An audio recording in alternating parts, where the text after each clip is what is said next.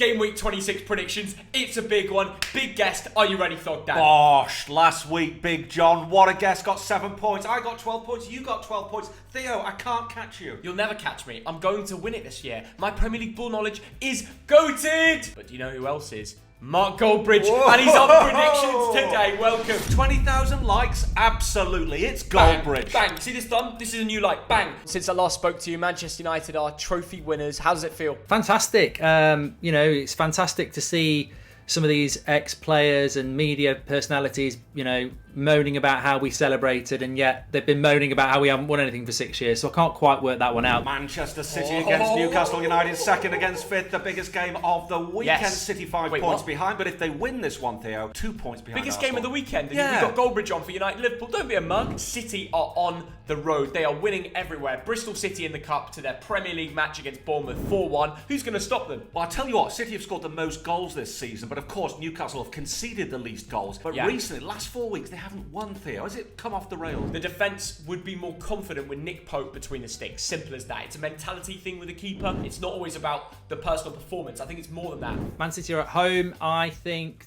that Man City will beat Newcastle because I think Man City are, although they did just drop points at Forest a couple of weeks ago, I think they're sort of getting into that rhythm where they can just start winning every week now. But I think City are the better team going into this, and they're going to win 2-0. Julian Alvarez is going to drop a masterclass. Remember I said that? Wow, that's very precise. I think Newcastle will try to frustrate, but they will fail. It's going to be 2-0 to City. Why are we writing off Newcastle? We're not, Theo. This is the most difficult game of the year. Are they going to make top four? They're fifth. They'll probably fall down to sixth if they lose, Dad. No, they're not. For me, it's Tottenham Hotspur, 4th place. I think that they're a little bit lacking a bit of confidence at the moment. So I think Man City will win that 2-0. As we know, City are maintaining pressure on the tabletop as Arsenal as things stand with that 4-1 win over Bournemouth. Give me a simple answer, Mark. Who's winning the league? I said Man City at the start, and I'm going to stick with Man City because I don't believe in changing your pre-season predictions unless you really, really have to. Chelsea against Leeds United, 10th against 17th. Two teams who absolutely hate each other. They've even got a chant about it. They do, Theo. Now, Chelsea have not won in the last 5 games. They've got the worst form in the league. In fact, there's only one other team who's not won any of the last 5 games. Who do you think it is? You got 3 seconds. 3, 2, 1. And now to give the answer, Crystal Palace. How do you know that? I know my things. You just know stuff. Leeds United, Theo, have scored more goals than Chelsea this season. Can they win this? It's unbelievable. That's a funny stat. What's gone wrong with Chelsea? Do you blame Potter? Do you blame the money that they've spent? The lack of time to improve the players that have just come in? What's your say? I think there's too many players there, Theo. I've said this before. It's going to take time for them to gel, and you're going to get around 20 players every week who are frustrated. Well, basically, anything Rory says, you just go opposite straight away. I mean, Haaland's going to flop, this, that. I mean, I think he wakes up with a different opinion every day. Now, Leeds on their day are quite good. They make it difficult for opposition teams. They beat Southampton. That was a massive win for Leeds United. And now they have a manager. I don't think this will be a walkover, but surely Chelsea beat Leeds at home. I'm going 2-1 Chelsea. Yeah, and so am I. 2-1 Chelsea. Masterclass from Mudryk. It's finally going to happen. I've got a funny question for you, actually. I met Todd Bowley the other day. I was at the Dortmund game against Chelsea, and he just rolled up to the same hotel where I was staying. I'm surprised I didn't sign you. Would you have Todd Bowley as an owner of Manchester United in a completely different world? 100% yes. And I think any United fan who says no is a liar. What's your thoughts? Do Leeds have a chance in this match at all? If Leeds were going to win this, they could win it 1-0, but surely Chelsea... I mean, I think if he loses to Leeds at the weekend, it's going to be very difficult for him to stay in a job. I go Chelsea 2-0 with that. Arsenal against AFC Bournemouth, first against 19th. Arsenal won twice last game week. They beat Leicester, they beat Everton. You were there, Theo. What was it like? It was brilliant, to be fair. Martinelli and Saka, the style of play with Zinchenko dropping into DM. When I watched Zinchenko at City, I thought this guy's a good winger who's turned into a fullback, quite nice on the ball, keeps it simple. At Arsenal, he's reinvented himself to be a midfielder, a fullback, a defender, everything all in one. And he is that pivot. He starts the style of play, and I think it's so vital. They are finally looking like a team that could win the Premier League. I'll say that with confidence now. Anybody's capable in the Premier League of getting a result,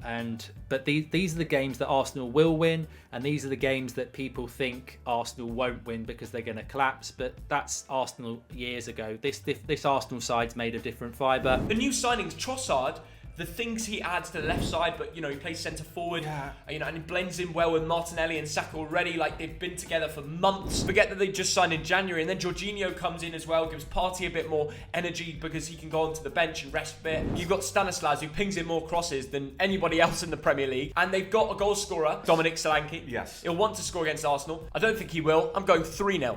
And I'm going 3-1 to Arsenal. I personally think this could be as much as 3 or 4-0, so I'm going to go 3-0. Who are you backing, Piers Morgan or Goldbridge on Twitter? Well, I'm not backing the moron. I'm backing Mark Goldbridge. I've got the receipts for Piers Morgan, as I'm sure anybody else has. There's nothing he can say. There's a lesson in life. If Piers Morgan puts you down, it takes you 2 minutes of searching his timeline to come back at him. He wanted Arteta. Give me some context. What are these receipts? Tweets he's made in the past where he's contradicted himself. Like the other day, he tried to take a pop at United fans because we celebrated the Carabao Cup. 2 weeks ago, he's celebrating a penalty in the Saudi Arabian League for Ronaldo. He's a hypocrite. Any Arsenal fan that wanted Arteta out, you're in the mud, aren't you? You can't give it the big one. Aston Villa against Crystal Palace, 11th against 12th. This is the definition of a mid-table scrap. Now, Aston Villa, they lost 3 in a row. They go to Goodison, they pick up a win. Villa have lost their last 2 home games. Palace haven't won away in 3 games. It's got a draw written all over it, doesn't it? It does, though. The thing about Crystal Palace, I saw that game against Liverpool. 0-0's not a bad result, but they have no firepower. They could have played for 8 hours and not scored. They don't have a centre forward. I have to say, though, Villa going out to Everton, Goodison Park, tough place to go. Yes. We both sat there Yes. and predicted Everton to win. What happened? 2-0 Villa. Yes. Watkins masterclass.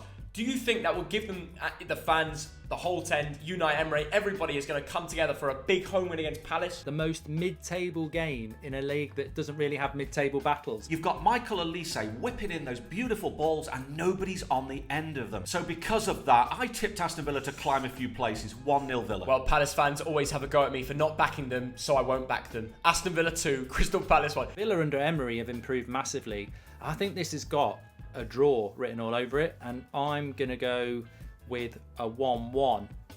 Although I think the clever choice is to go with a home win. I don't think Palace are as bad as some people think. They just can't score goals. Brighton and Hove Albion in 8th Yes. against West Ham United in 16th. 2 teams with similar recent form. Now, Brighton didn't play last week. West Ham smashed Nottingham Forest 4-0 at the Olympic Stadium. I am thinking another Brighton home win. You can't stop them right now. Look at the cup game against Stoke. Mitoma, Evan Ferguson, they're ready. The Irishman scores goals for fun, and nobody is going to stop Brighton right now. West Ham's away form this season is the worst in the league, Theo. And that is the difference here. 2 good teams at the moment. But they went to Derby in the Cup a few weeks ago, and Antonio and Jared Bowen came together, scored important goals. Do you not think they can find it in them? You know, Brighton, sometimes they go away and they win. And then at home, they bottle it. I think Brighton at home against West Ham should win it. I still think we're locked in on the whole West Ham are a good side, but they're not. They've got some good players, but they're not a good side this season. But I think Brighton will nick it. I'm going 2-1. 2-1 is the same as me in goal difference, but not the same score.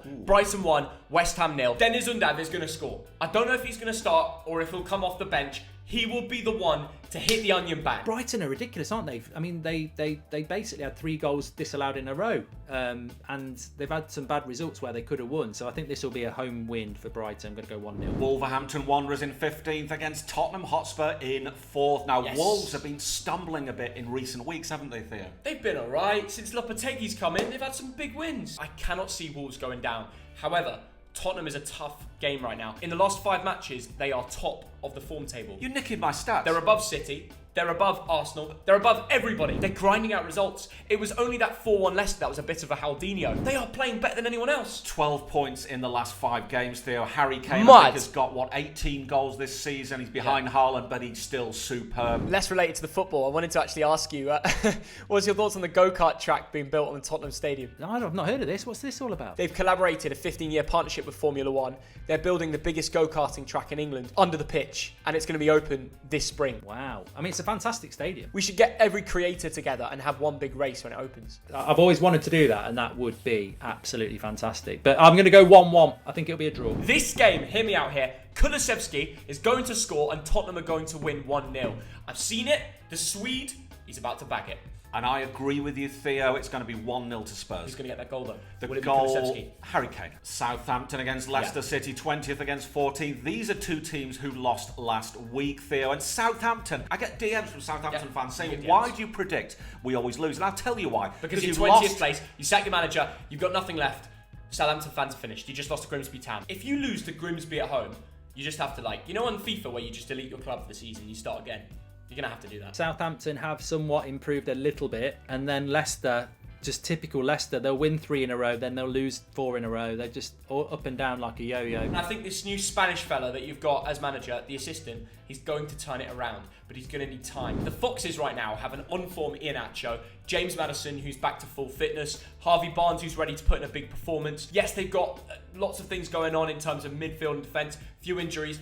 I think Leicester have enough to win this game. And I'm going to go 2-1 Leicester. And I am as well. I'm sorry, Saints fans, but I've given you the logic. You just lose too much. You know what? It's so hard to predict, but I'm going to go 2-1 Leicester away win, and that's risky. Nottingham Forest in 13th against Everton in 18th. Yes. These are 2 more teams who lost last week, Theo. Nottingham Forest, can they pick up the 7th win of the season? Yes, because they're at home and they have one of the best home forms in the league. Yeah. Steve Cooper, at home, in front of those fans, you're going to get 3 points. Almost guaranteed. And after watching that Everton side that get battered at Emirates, and that was a good atmosphere, I admit, like, the Ashburton Army, they are some mental geezers. There's obviously a few clips between you and Daishi. Are you worried when he faces United? Dyche facing Man United. I'm not worried about that. Sean Dyche hasn't had a budget. He's come in after the January transfer window. It's really an impossible job. I'm Sean Dyche. If I tell you what, if that fucking Thogden's gone against me, I've got a chance because we don't normally get a good result. I'm backing Forest. You've got to look at form. There's a reason that they're favourites. I'm sorry, Toffees fans. I wasn't convinced after that Arsenal performance. I'm going 1-0.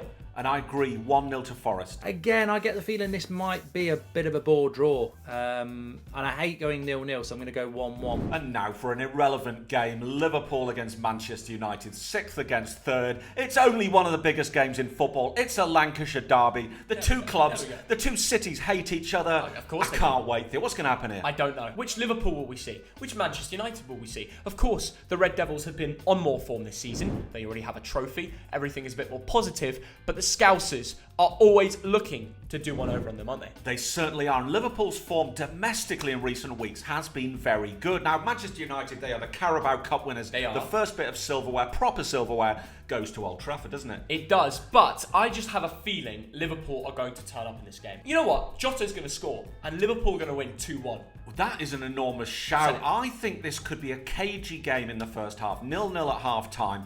Then it will come alive a little bit in the second half. I think it might be slightly disappointing. I'm going to go 1-1. 1-1. 1-1. I like that, because I knew you'd go for a draw. This Lancashire rivalry derby, whatever you want to call it, is going to be a cracker. I guarantee this game's probably going to be a draw, but I'm going to go brave and go with a United win. I'm going to go 3-1 United at Anfield, which is ridiculous. Man United, if they want to stay in the title race, can't afford to not win. And Liverpool can't afford to not win. A draw is bad for both. So I think it will be quite open. And I just think United are a better side than Liverpool at the moment. The worry for me is, and you mentioned it in a tweet, the United players are getting tired. Do you not think one of the big boys might be rested? Marcus Rashford off the bench or something? I think Ten Hag will go as strong as he can at Anfield. What would you say if I said that my prediction is Liverpool 2, Manchester United 1? I can see it. I mean, look, it's the biggest game in our calendar. It's the biggest game in their calendar. It's not a derby, but it is a derby. And as you know, in those sort of games, anything can happen. It could be a game that Liverpool, Klopp will say, if we win that, we might have a late assault on top 4. Theo, I've got a quiz for you. There's only one team in the Premier League who hasn't lost a single game of the last 5. Who is that? I don't know. Who is that? Tell me. Brentford against Fulham. The answer is Brentford. 9th against 7th. And these are the 2 London teams that everyone likes. We like Brentford. We like Fulham. It's like the nice London derby, isn't it? Yeah, it's going to be not that nice when Ivan Toney's locked up, though. It's rumoured that he's getting the biggest ban in football history. From footballing terms, that would be a real shame. Obviously, allegedly, he's done some wrongdoing with betting, but let's leave that to I found it interesting pages. how he came out on Instagram and said the FA are leaking information about the case, which is meant to be completely unspoken of. So now he's got something to fight back on in court. I said it's logical to go guilty, sort of deal out with the FA, and then start again next season in August, which would be about a 6-month ban. I had heard things about this before. A couple of weeks ago, somebody mentioned to me that they were bad charges, and he was going to, you know, if he got in trouble, he was going to be in trouble. So he will be banned. It's just how long he's going to get banned for. Innocent until proven guilty. There's certain ways the court process works in this country, and that's got to be abided to. Whether you're Ivan Toney or whether you're just a lad off the street, It's got to be due process. The fact that there's been press releases about something that's meant to be not spoken of is crazy. And for me, I think he's going to keep scoring whilst he can. Yeah. Brentford are going to win this game because they've got great home form. You created your statistic and that backs it. Brentford won, Fulham 0. Now I know Fulham have been excellent and they've picked up enough points as of recently to be able to take an old loss. And I think it'll be low scoring. It'll be a great game of football. Ivan Toney to score. Brentford 1-0. But talking of scoring, Manor Solomon, not just the goals there, mostly off the bench, but how good a player is he? How lively is he? Now, either Solomon is one of the most gifted potential footballers I've ever seen, or defenders don't know how to deal with him yet. And that will be the interesting test. But he's a great footballer. I'm excited to see if he can score again against Brentford. It's amazing how he's emerged from nowhere. This is the beauty of football. But I agree, home advantage here because Fulham don't travel that well. I'm going to go 2-1 to Brentford. I think that, again, it's so hard to predict because these two teams are so good and so capable of going away and winning at home. Brentford, I don't think, have lost at home in a long, long time. So I think that I'm going to go with a draw, 1-1. Everything's up for grabs from relegation to European spots for the Premier League title race. It's cracking. And also, it's great to have you on again. No, I loved it. Absolutely great to be back on. Thank you very much. Thank you, Mark Goldbridge. You are the GOAT of football. I can't wait to do that go-karting on Tottenham Stadium with Goldbridge. See you all in a bit. Great games of football. Thank you, Mark. See you.